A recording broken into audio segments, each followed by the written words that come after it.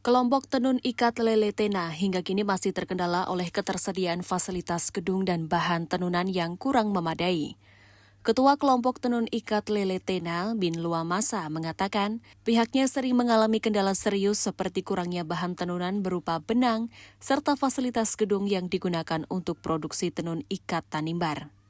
Untuk itu, Luan Masa berharap pemerintah daerah melalui Dinas Koperasi dan Dinas Pariwisata Kabupaten Kepulauan Tanimbar dapat membantu menyediakan fasilitas penunjang kepada mereka.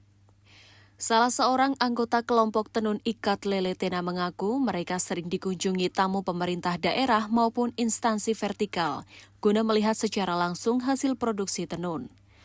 Ada bantuan sebuah bangunan, yaitu tempat untuk katong kelompok ini batenun, bahkan untuk menerima berbagai kunjungan-kunjungan yang ada. Sebab sementara gedung yang katong gunakan ini adalah gedung pinjaman, rumah pribadi.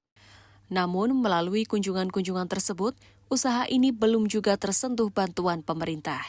Ia berharap pemerintah daerah Kepulauan Tanimbar selain memberikan bantuan untuk produksi tenun, juga membantu penyediaan pasar yang layak bagi tenun ikat Tanimbar yang diproduksi. Cuman kesulitan di desa itu, kalau desa ambil ya tunggu dulu masa pencairan. Jadi itu yang bikin ketong repot juga di situ untuk masalah ketong pendapatan.